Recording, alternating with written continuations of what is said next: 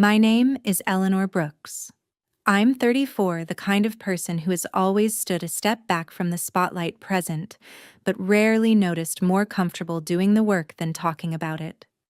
The night everything finally became clear was at my family company's 30th anniversary gala held inside a restored waterfront theater in Savannah, all exposed brick, warm lights, and polished smiles that looked better from a distance.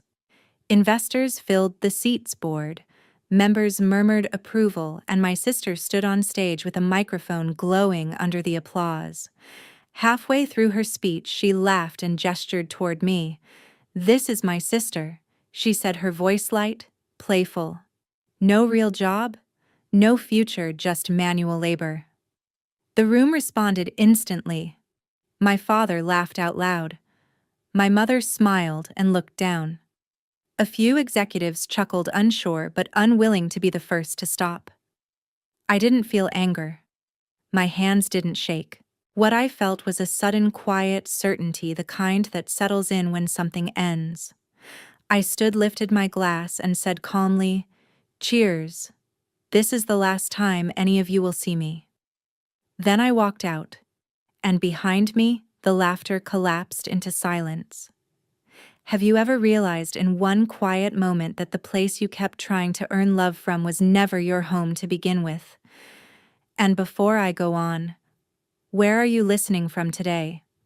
To understand why that moment felt so final, you have to understand how my place in the family had been shaped long before that night. Brooks Industrial Supply wasn't just a company, it was the axis our family revolved around. My father built it from the ground up, starting with a single warehouse and a borrowed truck, then slowly expanding into a regional B2B manufacturing and logistics operation that supplied parts and materials to construction firms, utilities, and mid-sized manufacturers across 3 states. Around the dinner table, the company was spoken about with reverence, like a living thing that demanded loyalty and sacrifice. My mother supported it the way she supported everything else in our lives, quietly, faithfully, smoothing over tension, excusing sharp words, reminding everyone to let it go whenever something felt unfair. She wasn't cruel. She just believed peace mattered more than truth, even when silence came at someone else's expense. Vanessa, my older sister, fit perfectly into the story my parents wanted to tell about success. She was articulate, polished, confident in rooms full of people. When she said she wanted an MBA, my parents didn't hesitate. They paid for the program, bragged about her classes, and framed her acceptance letter. When she came home on breaks, my father would ask about her ideas for the company, nodding as if she were already running it. When she graduated, she was given a title almost immediately, one that sounded important and forward-facing, something with strategy in it. People called her a visionary. My parents repeated it so often, it became fact. My path looked different from the start. I went to college too, but I left early when my father said the company needed help on the ground. It was supposed to be temporary, just until things stabilized. I told myself I'd go back. I told myself a lot of things. At first, I worked in warehouse coordination, learning inventory systems, fixing scheduling gaps, figuring out why shipments kept arriving late or damaged. When that stabilized, I moved into field operations, traveling between sites, filling in where managers quit or got sick, handling problems no one else wanted. Later, I took on safety audits, walking through facilities with a clipboard, checking compliance, training crews who rolled their eyes until they realized I knew exactly what I was talking about. I was paid hourly. I never had a title. On paper, I barely existed. The family explanation for this was simple and endlessly repeated. "Eleanor's good with her hands," my father would say, not unkindly, as if that settled everything. "She's practical." Sometimes it was phrased more gently. "She's just not leadership material." No one ever asked me if I wanted to lead. No one ever asked what I was learning or what I saw from the ground that never made it into boardroom reports. When I tried to explain a recurring issue or suggest a fix, my father would listen politely, then turn back to Vanessa to ask what she thought. Praise, when it came, was brief and conditional. Good job if a crisis passed without consequences. Silence when I questioned anything was the punishment. Days would go by without acknowledgement, conversations rewrote it around me as if I wasn't there. Over time, I learned what was expected. I learned that usefulness earned me a seat at the table even if it was a folding chair in the corner. I learned that asking for recognition made people uncomfortable, so I stopped asking. I showed up early, stayed late, took calls no one else wanted. I filled gaps quietly and moved on to the next problem. When something went wrong, I fixed it. When something went right, someone else explained why.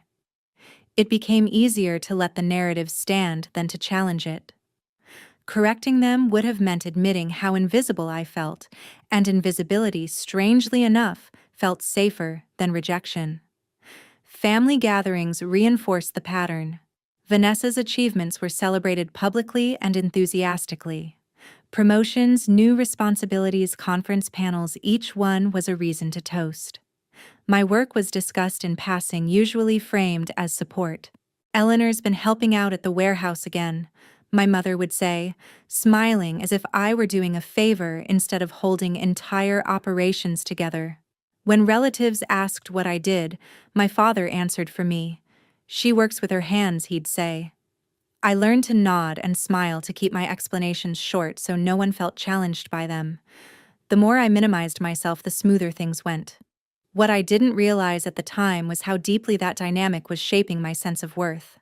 I started measuring myself by how useful I could be to people who rarely noticed me unless something was on fire. Rest felt undeserved. Saying no felt selfish. If I slowed down, if I stepped back, I worried the thin thread connecting me to the family would snap entirely. So I stayed busy. I stayed quiet. I told myself that loyalty would eventually be seen, that effort would be rewarded, that if I just kept going, there would be a moment when someone finally said, "We couldn't have done this without you." But that moment never came. Instead, the roles calcified. Vanessa became the face of the future. I became the background noise that made everything else possible. And somewhere along the way, without ever meaning to, I absorbed the belief that belonging was something you earned through usefulness, not something you were allowed to claim.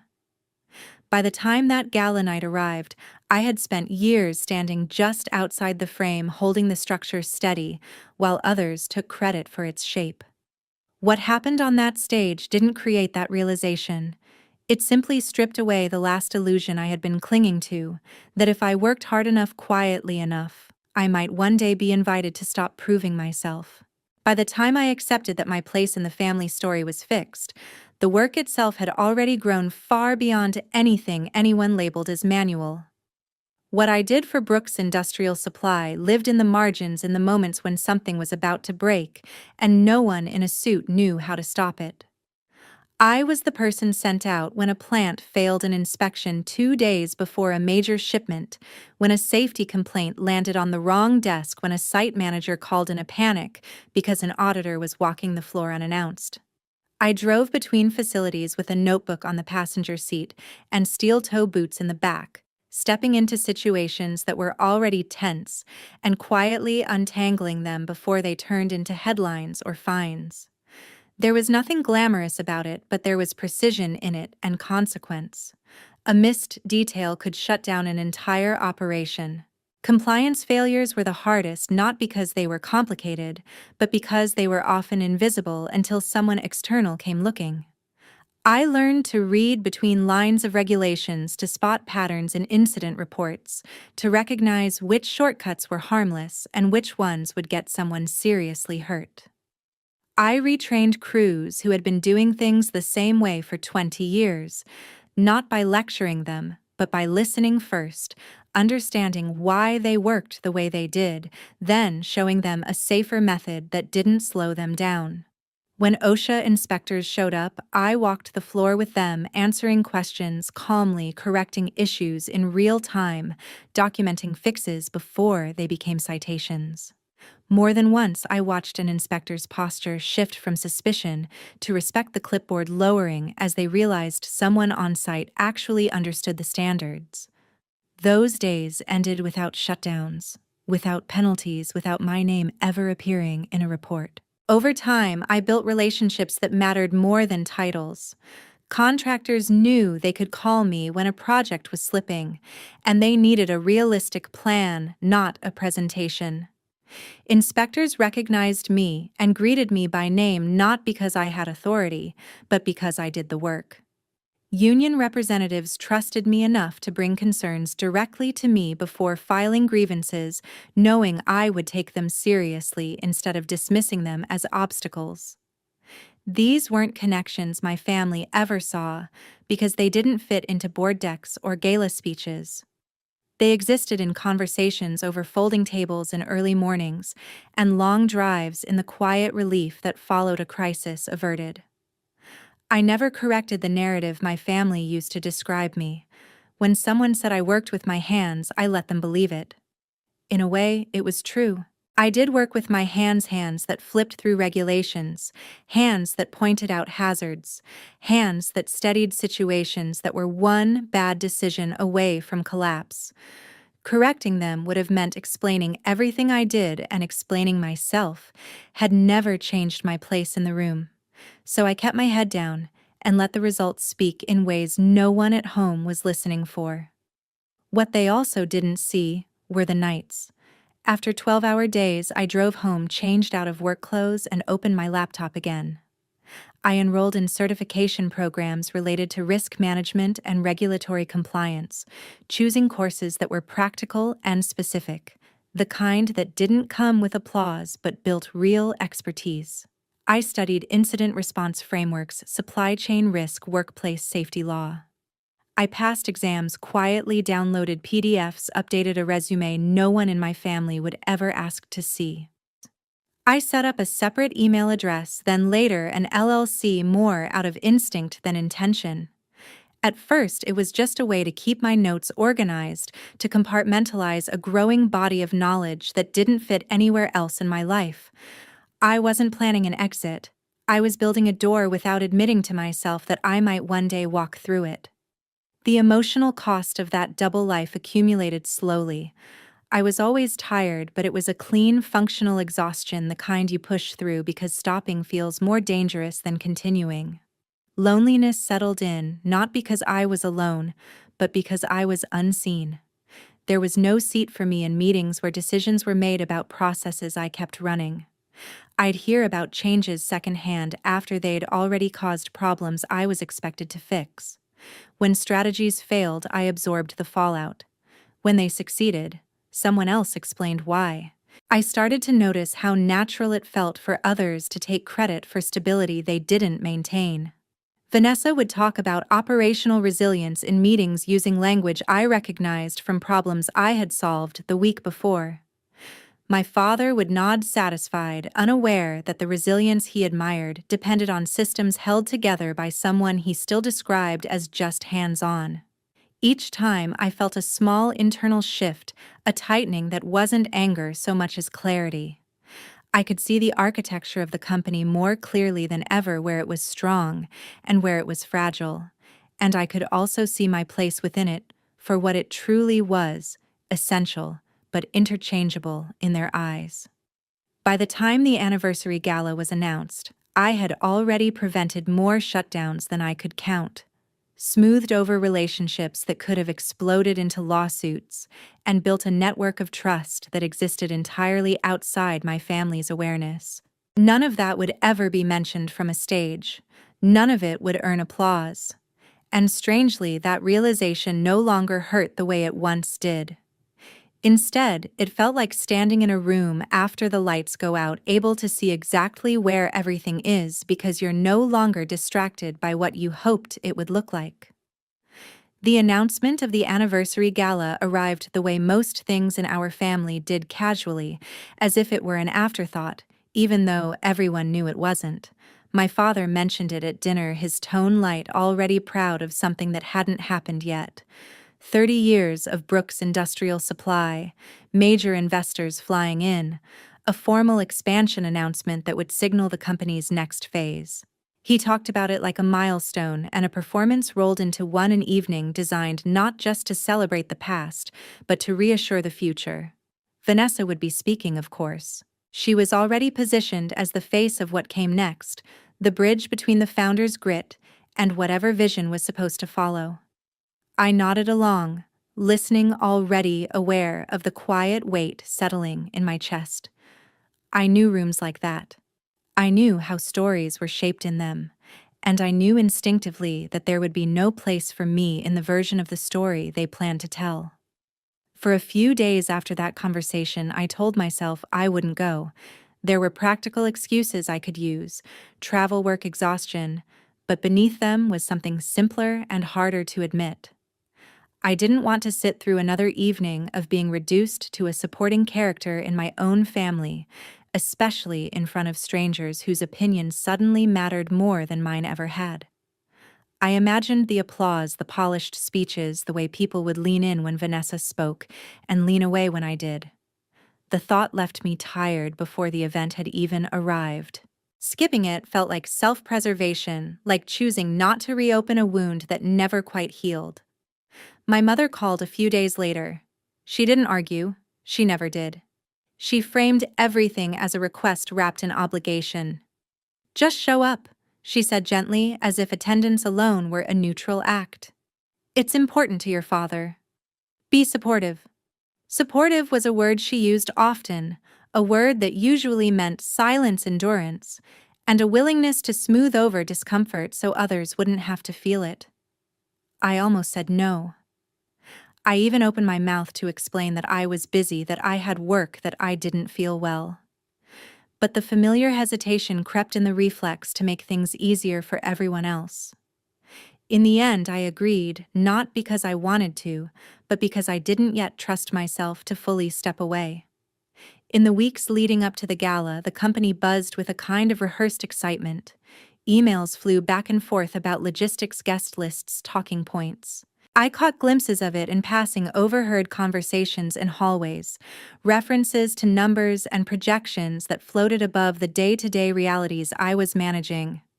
Vanessa was everywhere, practicing her speech in conference rooms, fine-tuning jokes, adjusting phrases so they would land just right.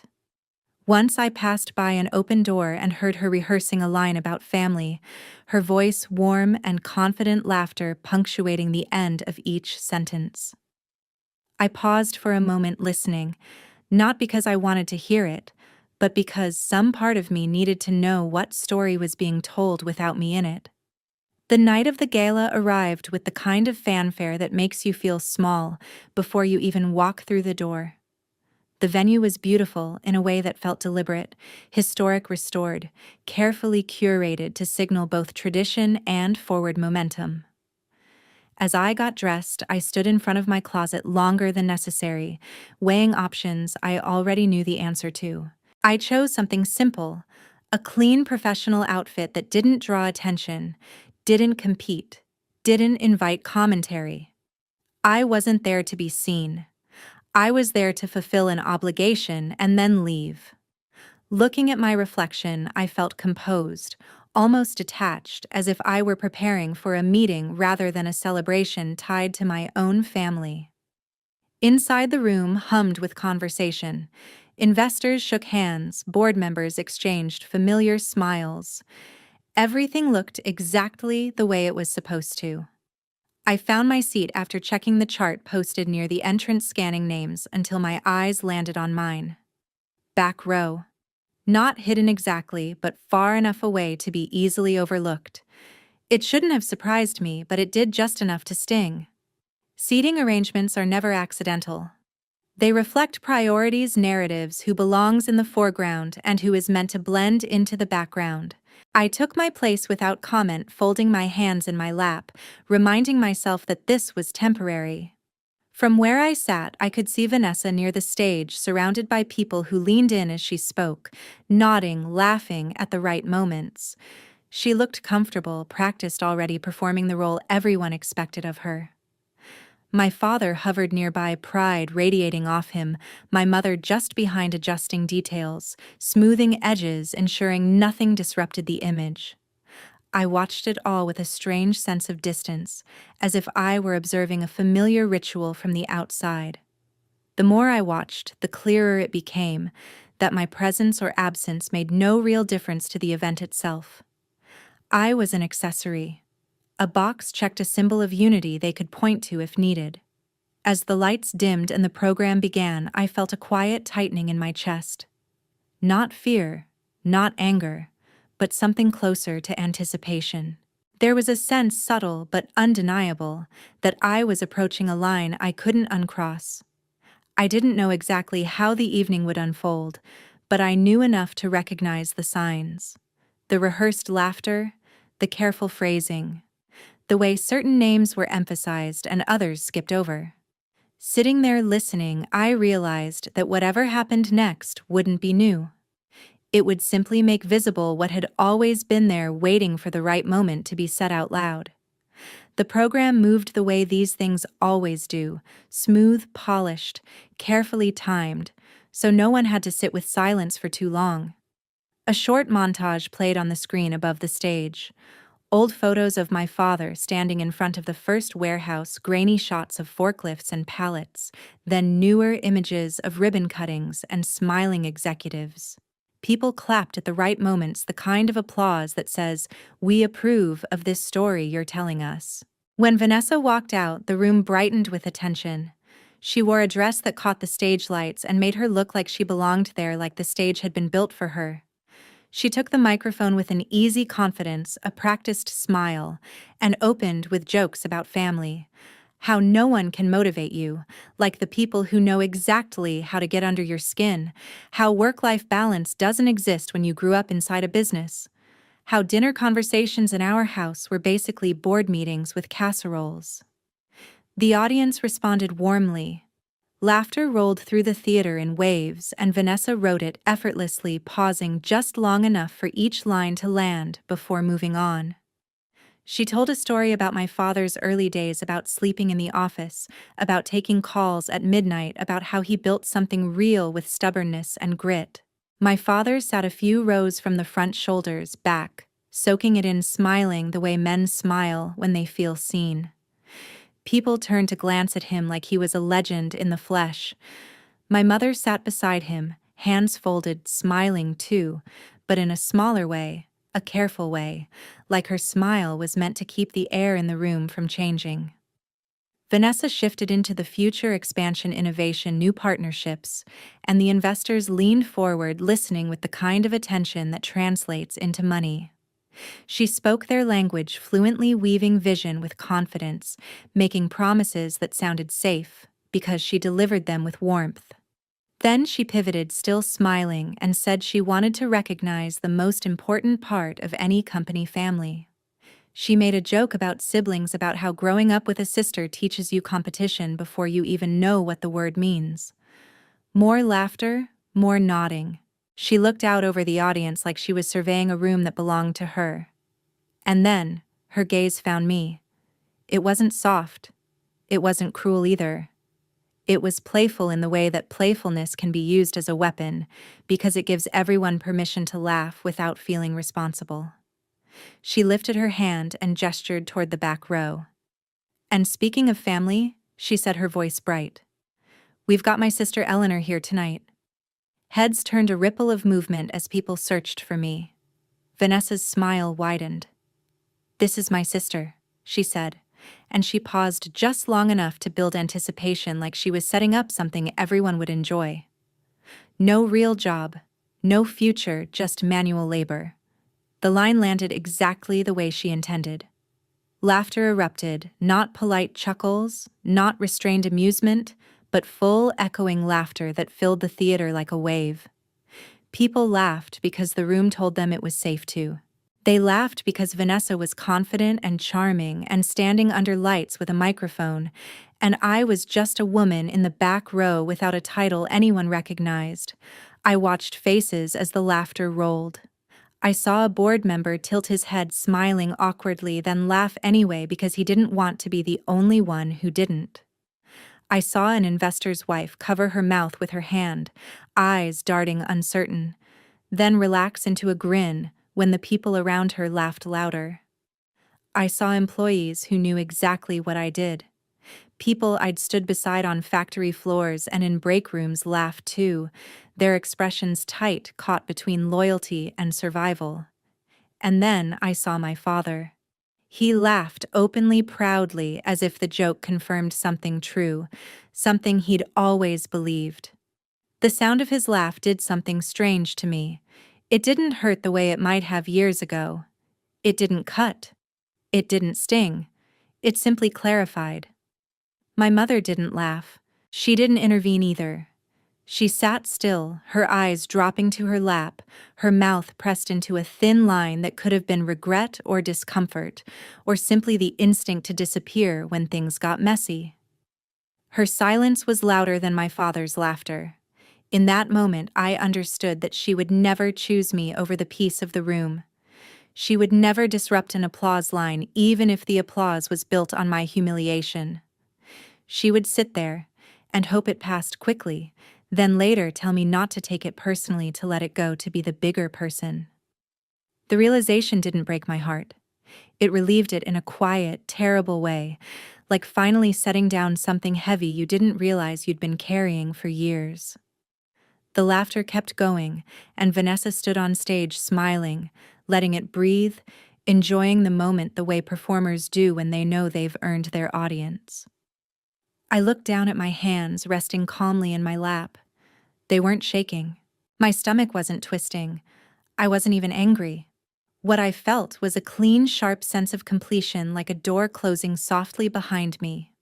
There are moments when you realize you've been negotiating for a place that was never meant to be yours, moments when the last thread of hope snaps without drama, without noise. This was that moment. When the laughter began to fade, Vanessa leaned into the microphone again, ready to move on, to transition back to the expansion announcement, to let the joke become a footnote. But I stood. The movement was small, and yet it changed the energy in the room, because people noticed when the person being laughed at refuses to stay seated. Conversations quieted, heads turned again, some smiles faltering as they realized there might be consequences to a joke they'd just enjoyed. I didn't look at Vanessa. I didn't look at my father. I stepped into the aisle with the same calm I used when walking into an inspection, when a situation was already tense, and the only way through it was steadiness. I picked up my glass from the small table beside my seat, the stem cool against my fingers, and held it up just enough to be seen. For a second, the room hovered between anticipation and discomfort, unsure whether I would play along, unsure whether I would cry, unsure whether I would lash out and give them the drama they could label as too sensitive. I did none of those things. I smiled, not sweetly, not bitterly, but with the kind of controlled composure that makes people uneasy because they can't categorize it. "Cheers," I said, my voice steady, carrying farther than I expected in the quiet. I paused long enough for the word to settle. This is the last time any of you will see me. No accusation, no speech about pain, no list of grievances, just a statement, simple and complete, like closing a file. For a heartbeat, no one moved. Vanessa's smile froze, the edges stiffening as if she couldn't decide whether to laugh it off. My father's expression shifted, confusion flickering across his face like a crack in glass. My mother finally looked up, her eyes widening slightly, not with anger, but with a dawning sense of consequence. Someone near the front let out a small, nervous laugh that died immediately when no one joined in. Then I turned and walked. I moved down the aisle, past rows of expensive suits and glittering dresses, past people who suddenly found their programs fascinating, past employees who couldn't meet my eyes because they didn't know what to do with a woman who refused to beg for dignity. My heels clicked against the floor with a steady rhythm. Each step felt lighter than the last, not because leaving was easy, but because staying had finally become impossible. At the back of the theater, security stood near the doors, dressed in black, scanning faces for trouble. One of them glanced at me, then away, assuming I was just another guest stepping out for air. No one stopped me. No one called my name. No one followed, not yet. I pushed through the doors and stepped into the cooler night air outside. The sound from inside muffled instantly like someone had shut off a machine. I didn't look back. I didn't pause on the steps. I kept walking past the lights reflecting off the nearby water, past valet attendants and clusters of guests smoking and laughing until the building was behind me, and the city around me felt larger than the story my family had always tried to keep me trapped inside. Behind those doors, I knew the silence would linger longer than the joke ever did. Not because they suddenly cared about my feelings, but because I had done something they didn't expect. I had refused to stay in the role they assigned me. And once you walk away without shouting, without pleading, without asking permission, the room has no choice but to sit with the echo of what it just revealed about itself. What none of them knew that night, what they couldn't have known because they had never asked, was that I had already been living a parallel professional life for more than a year. Not a dramatic one. Not a secret empire. Just a quiet, disciplined expansion of the work I had been doing all along, taken seriously for the first time, because I had decided to take myself seriously. The certifications, the night courses, the long hours spent learning how risk actually travels through a supply chain, instead of how it's summarized in a slide deck, all of that had coalesced into something concrete.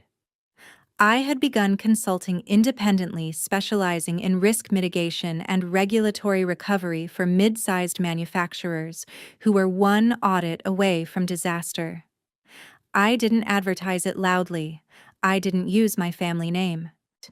I worked under a neutral LLC, a separate email, a separate phone. The work came anyway, passed quietly from one operations director to another, from one inspector to a contractor who said, "Call her. She'll tell you the truth." Consulting suited me in a way nothing else ever had. It was focused, bounded, honest. I was brought in when things were already bad, when the usual reassurances had failed, and someone needed to know precisely what could still be saved. I assessed risk without flinching, mapped regulatory exposure, built recovery plans that prioritized safety and compliance over optics. When clients followed them, plants reopened. When they didn't, I documented the consequences and stepped back. There was no family narrative to manage, no ego to protect. Just work, and the satisfaction of watching systems stabilize because someone had finally addressed what everyone else preferred to ignore. One of those clients was a regional supplier that had grown too fast and cut too many corners. They were behind on compliance, hemorrhaging contracts, weeks away from losing the certifications that kept them viable. I came in quietly, walked their floors, reviewed their reports, spoke with inspectors who had already lost patience.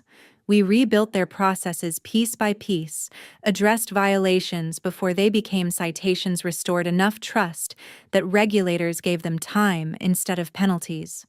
It wasn't flashy. It was meticulous.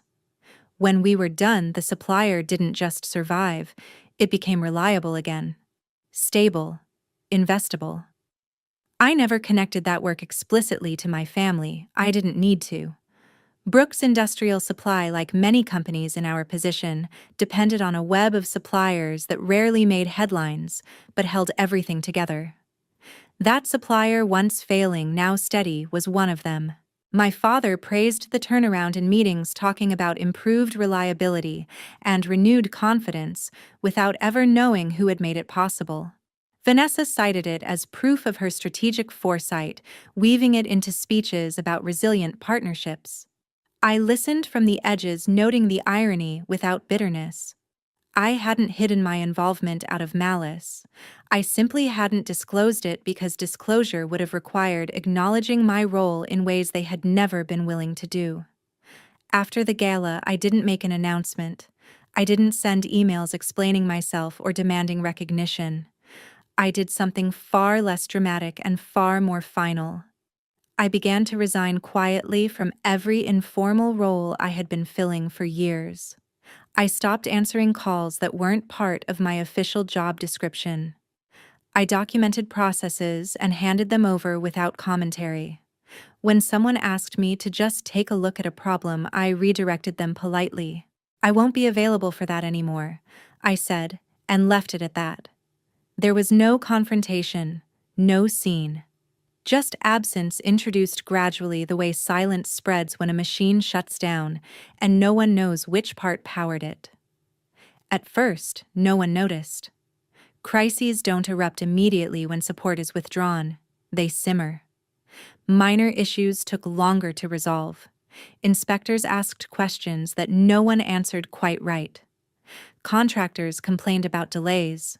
Meetings ran longer without reaching conclusions. My father assumed it was growing pains. Vanessa framed it as transitional friction, the inevitable cost of expansion. I watched from a distance, not with satisfaction, but with a steady awareness that the systems I had been propping up were now being asked to stand on their own. I formalized my departure with minimal fanfare, a brief resignation from my hourly role citing personal reasons. No counteroffer was made, no conversation followed. It was handled the way my contributions had always been handled, efficiently, quietly, without curiosity. That more than anything confirmed I was making the right decision. I closed one chapter cleanly without slamming the book. As my availability decreased, my consulting work expanded, not because I chased it, but because competence tends to attract attention in circles that value outcomes over image. I took on projects, selectively choosing clients who were willing to do the unglamorous work of fixing what was broken. Each engagement reinforced something I had suspected for a long time: my value didn't need a family's approval to be real. It needed the right context to be visible. Weeks passed before the consequences began to surface in ways my family could no longer ignore. A delayed shipment here, a compliance review there, small cracks, nothing catastrophic but enough to make people uneasy. I heard about it secondhand through industry contacts who mentioned Brooks Industrial Supply, with a note of concern rather than admiration. Still, no one connected it to me. Why would they? In their minds, I had never been central enough to matter. That was the quiet truth underneath everything that followed. I hadn't left to teach them a lesson. I hadn't engineered a downfall. I had simply removed myself from a system that relied on my labor while denying my worth. The effects of that decision were not immediate or explosive. They were slow, realistic, and rooted in the same operational realities I had spent years managing. And as I watched those realities assert themselves, I felt something unexpected. Not triumph, not vindication, but relief. For the first time, my work belonged entirely to me, untangled from a family narrative that had never made room for it. The consequences didn't arrive with sirens or headlines. They arrived the way most real failures do, incrementally, quietly, wrapped in language that tried to make them sound temporary. A few weeks after the gala, I started hearing familiar names in unfamiliar tones. An inspector I'd worked with for years mentioned almost casually that Brooks Industrial Supply was under review again, that documentation was incomplete, that follow-ups were being scheduled instead of waived. A contractor told me a shipment had been delayed because a site hadn't cleared a routine compliance check in time. None of it sounded dramatic on its own. Together, it formed a pattern I recognized instantly. The first tangible hit came when one of the company's larger clients postponed an order citing operational uncertainty. That phrase travels fast in industry circles. It doesn't accuse, it doesn't threaten. It simply signals doubt, and doubt is expensive. Meetings were called, timelines shifted, internal explanations multiplied. From the outside, it looked like growing pains. From where I stood, it looked like a system finally being asked to function without the invisible corrections it had relied on for years. When Brooks Industrial Supply lost a compliance clearance at one of its facilities, it wasn't permanent, but it was enough. Enough to halt shipments, enough to trigger penalties written into contracts that no one had thought would ever be enforced. Enough to make investors nervous. The clearance would be reinstated, everyone said, once the issues were addressed. The problem was that addressing them required a kind of hands-on, detail-oriented work that no one had prioritized learning because they'd assumed it would always be handled. By me, though, no one would have said that out loud.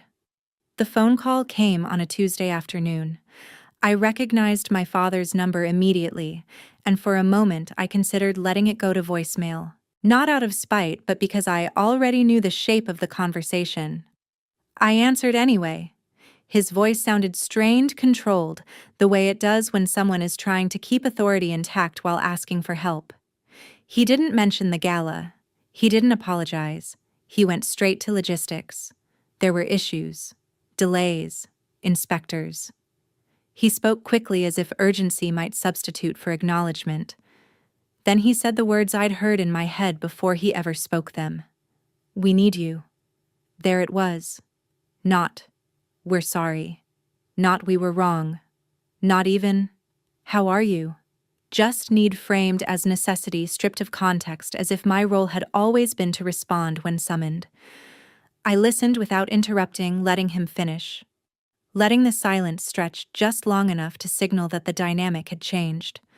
When I spoke, my voice sounded unfamiliar, even to me, not colder, not warmer, just clearer. "I'm not available," I said calmly. I explained briefly that I was no longer involved with the company in any capacity, that I had transitioned fully into independent consulting, that I wished them well. He paused, recalibrating. He tried again, this time, softer, invoking family history, everything we'd built. I didn't correct him. I didn't argue.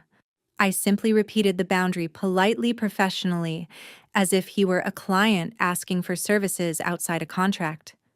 "I can't take this on." My mother called later that evening. Her approach was different, as it always was.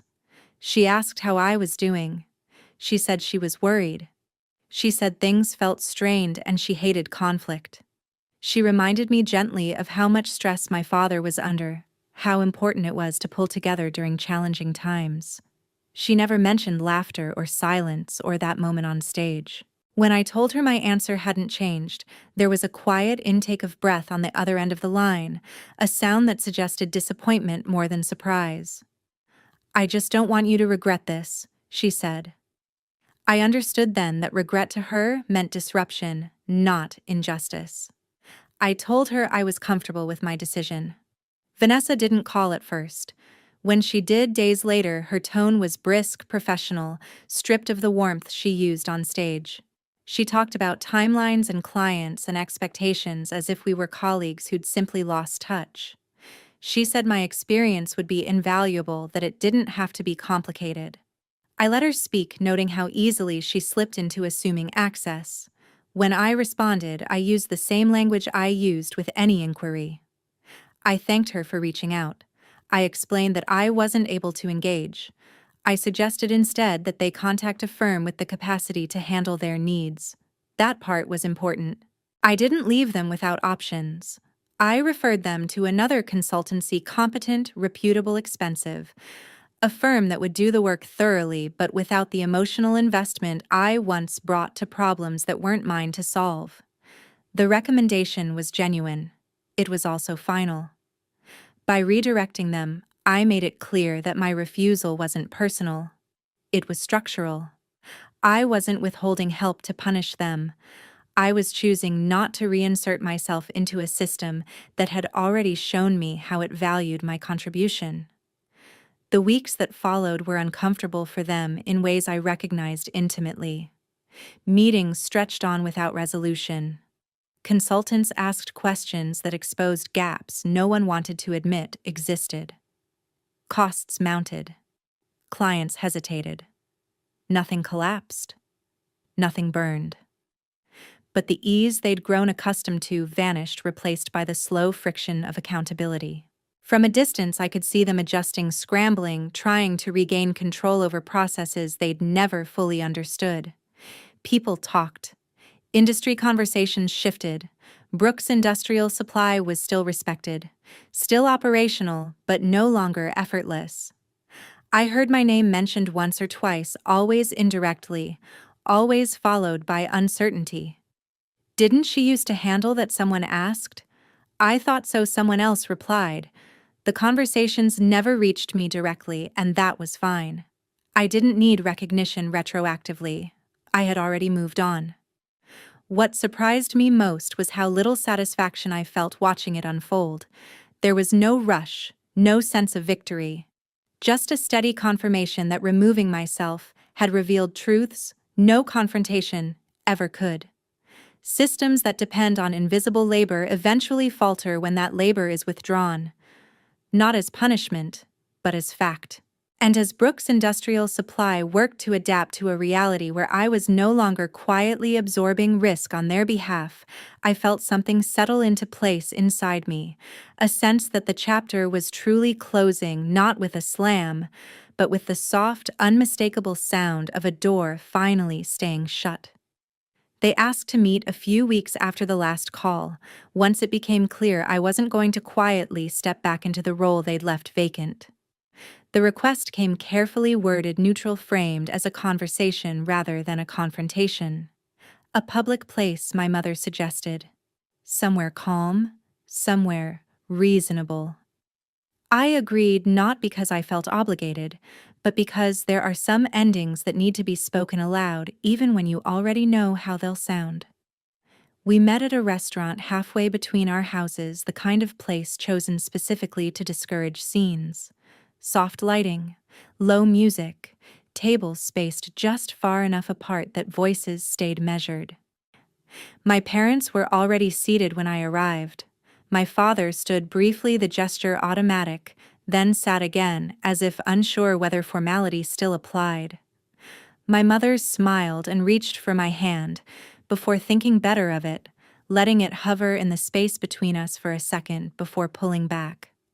We exchanged polite greetings, commented on traffic-ordered drinks. It all felt rehearsed, like we were playing our parts carefully, so no one accused anyone else of being unreasonable. Once the server left, my father got straight to it. He talked about stress, about pressure from clients and inspectors, about how difficult transitions can be. He said the company was adjusting, that things were stabilizing, but that it had been harder than expected. He paused, then looked at me with an expression I recognized from 100 earlier conversations, the look that preceded minimization. About that night, he said finally, as if referring to an inconvenient scheduling conflict, "It was just a joke." The words landed exactly where I expected them to. Just a joke. The phrase people use when they want the impact erased without examining the intent. When they want to be forgiven without being accountable. My mother nodded slightly, her eyes fixed on the table, already hoping I would smooth this over the way I always had. For a moment, I said nothing. I took a sip of water, felt the cool glass against my fingers, noticed how calm my body felt. No racing heart, no tight throat, just clarity. It wasn't the joke, I said evenly. My voice didn't rise. I didn't lean forward. I stayed exactly where I was, grounded in the chair, speaking the way I would in a professional setting when facts mattered more than feelings. It was the pattern. My father frowned, confused, perhaps genuinely. He had always struggled to see patterns when each individual instance could be explained away. I continued, not hurried, not emotional, just precise. I talked about years of erasure, about being present but unnamed, about work that mattered being reframed as support instead of contribution. I talked about praise that arrived only when something went right, and silence that followed whenever I asked to be seen.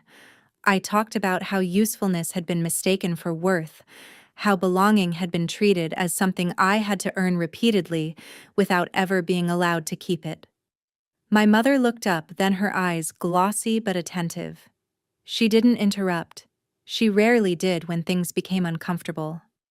My father shifted in his seat, the defensiveness rising then falling, unsure how to counter something that wasn't an accusation so much as an inventory. I wasn't asking them to agree. I was naming what had been true regardless of whether they acknowledged it. "I'm not here for an apology," I said before either of them could respond. That seemed to surprise them both. Apologies were the currency they expected, the thing that would reset everything if offered even clumsily. "I'm not asking you to understand it the way I do. I just need to be clear about what changes." I outlined the boundaries the same way I would outline terms in a contract. No unpaid labor, no informal consulting, no stepping in to fix problems because it's easier than watching them unfold. No entanglement between my professional life and the family business now or in the future. I would attend family events selectively. I would leave when I needed to. I would no longer make myself smaller to keep rooms comfortable. My father opened his mouth, closed it, then tried a different approach. He talked about loyalty, about family sticking together, about how things had been built with sacrifice. I listened, nodded once, and let the words pass without absorbing them. "Loyalty isn't measured by how much you're willing to erase yourself," I said quietly. "And sacrifice stops being noble when it's expected from only one direction." There was a long pause after that. The kind of pause that stretches because no one knows what comes next. My mother reached for her napkin, folded it, unfolded it. My father stared at the condensation on his glass, his jaw tight. I could see him recalculating, trying to figure out whether there was a way to regain ground without conceding too much. For the first time, I realized that it didn't matter what he decided. The outcome no longer depended on his understanding. "I hope the company does well," I said, softening my tone without weakening my position. "I truly do. I'm just not part of it anymore." I stood then, not abruptly, not with drama, simply signaling that the conversation had reached its end. My mother looked up, startled, as if she'd expected more emotion, more explanation, more room to negotiate. My father nodded stiffly, the gesture of a man who had lost control of a situation he'd assumed was still his to manage. We exchanged brief goodbyes. I walked toward the door, aware of other diners around us, unaware of any need to lower my voice, because there had been nothing to hide. Outside, the air felt lighter, the noise of the street grounding. I didn't feel triumphant. I didn't feel sad.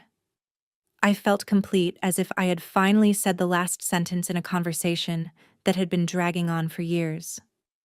As I drove away, I realized something else had shifted. The confrontation hadn't been about convincing them of my value. It had been about hearing myself stated aloud without apology, without waiting for permission. Whatever they chose to do with that was theirs. I had already done what I came to do. After that dinner, my life didn't change in any of the ways people expect when a story reaches its turning point. There was no dramatic leap, no public announcement, no moment where I stood in front of anyone and said, "Look what I became without you." Things simply continued, steadier and more intentional than they had ever been before. My consulting work, which had already grown beyond what I could reasonably manage alone, evolved into something more structured. I accepted a senior role with a national firm that specialized in operational risk and regulatory recovery, a place where my experience wasn't something to be justified or minimized, but the reason I was there.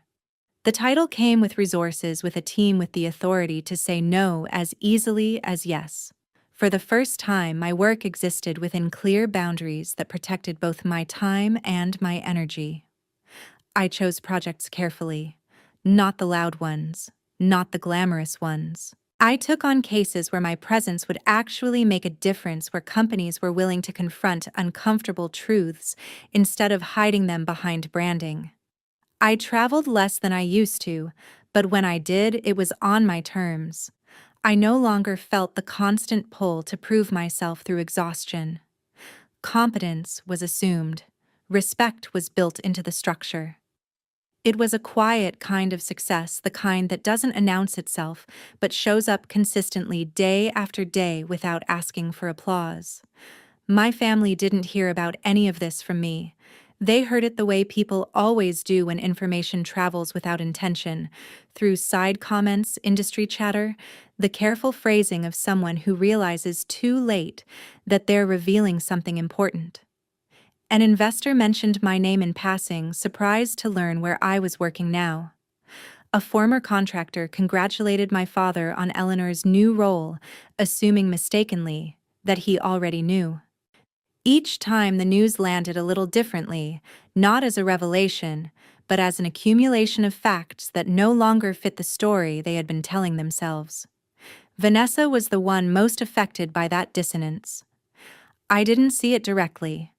I heard about it later, filtered through mutual contacts who spoke carefully, not wanting to seem disloyal to anyone.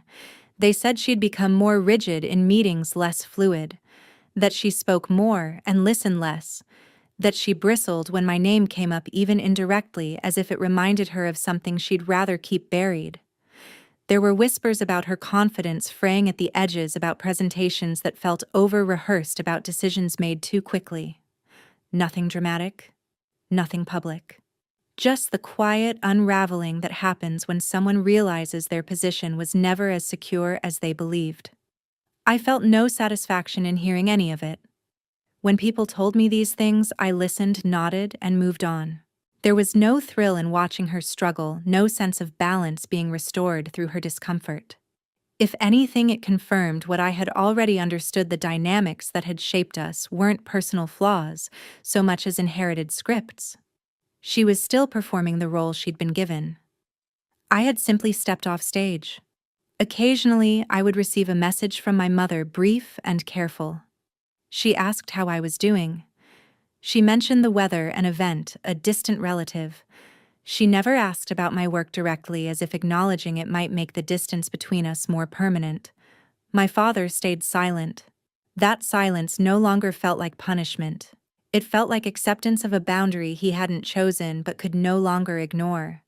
What surprised me most was my own reaction, or lack of one. I didn't feel vindicated. I didn't feel triumphant. I didn't feel the rush I'd once imagined might come with being proven right. Instead, I felt something quieter and far more sustainable: peace, the kind that settles in when your life finally aligns with your values instead of your fears. I woke up without the familiar tightness in my chest. I ended days without replaying conversations in my head, wondering if I'd said the wrong thing or done too much. When I thought about my family, it was with a distance that felt healthy rather than cold. I wished them well without wishing myself back into their orbit. I no longer measured my worth against their recognition or their absence of it. My work spoke for itself in rooms where no one needed me to be anything other than competent. My relationships, professional and personal, were built on mutual respect instead of obligation. The revelation of my success, such as it was, didn't arrive as a single moment of exposure. It unfolded slowly through the natural movement of people and information without my involvement, and that was exactly how I wanted it. I had spent too long living inside narratives shaped by others. This one belonged to me, not because it impressed anyone, but because it finally felt like home. Success, once it stopped being something I had to prove, created space for something else to surface. At first, that space felt unfamiliar, almost uncomfortable.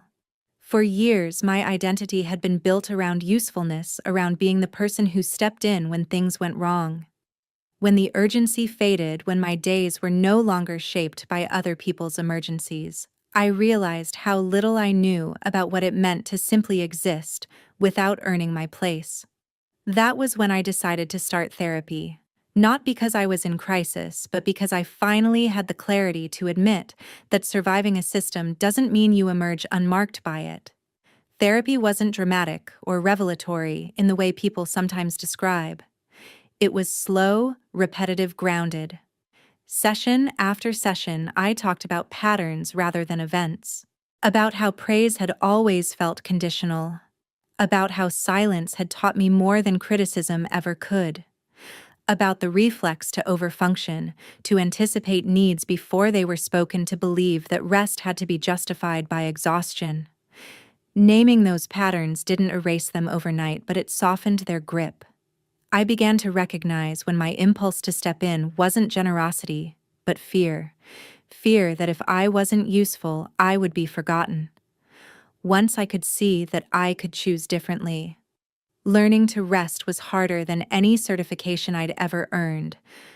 Rest, I discovered, isn't just the absence of work. It's the absence of vigilance. It meant letting emails sit unanswered until morning.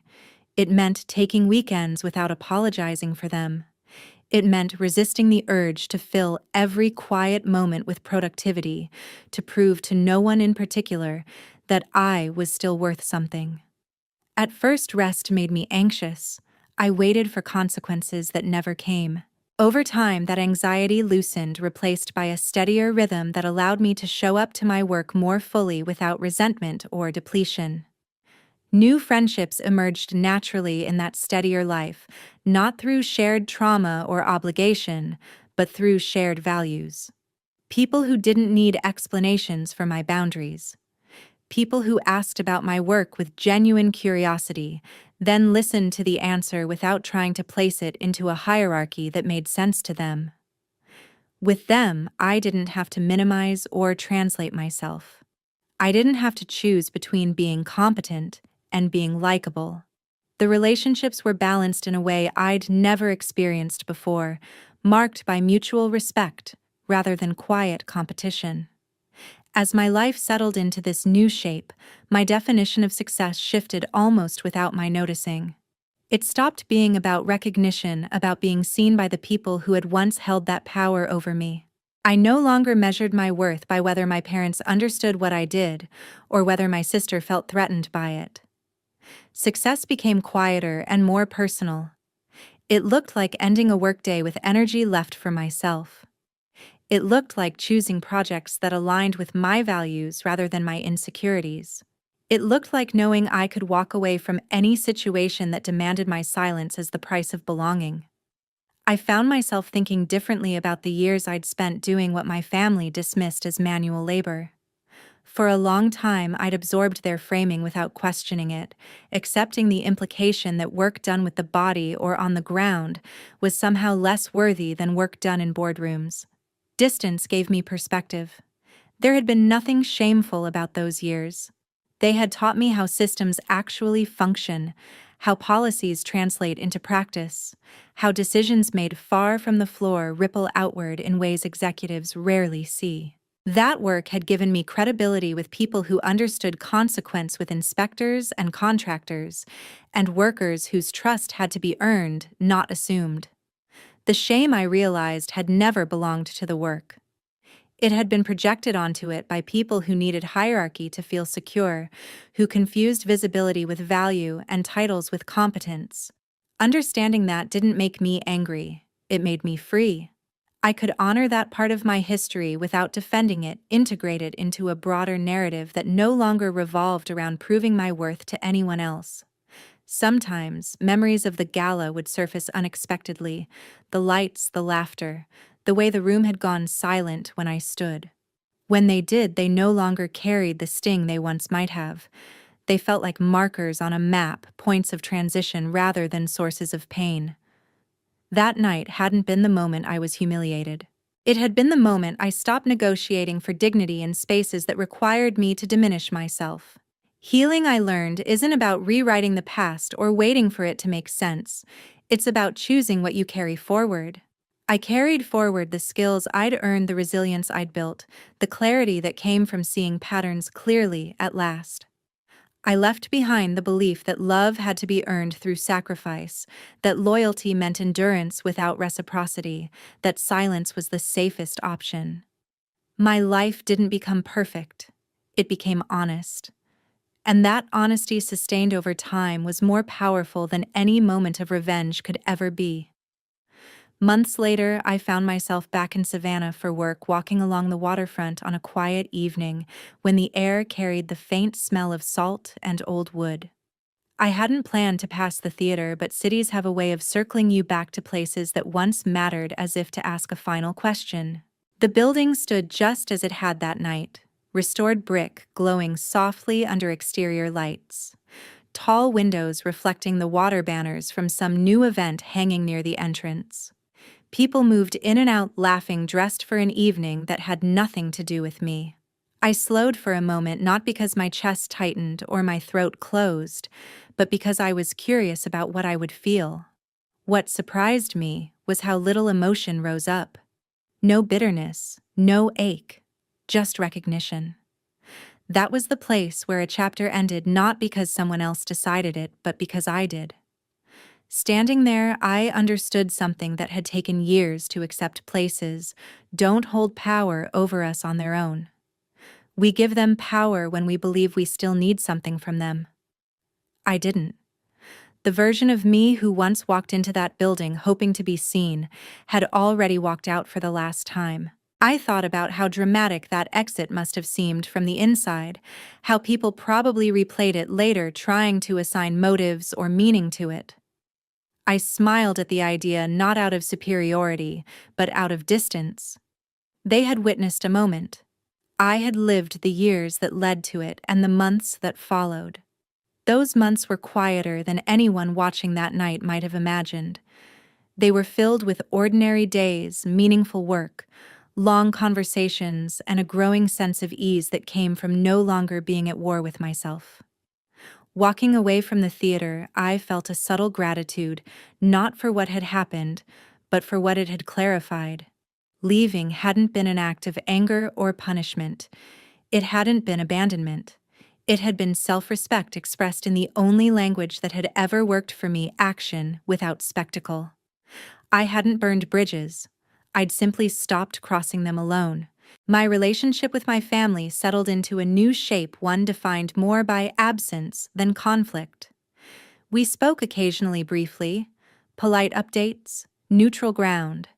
There were no grand reconciliations, no dramatic apologies, and, unexpectedly, no need for them.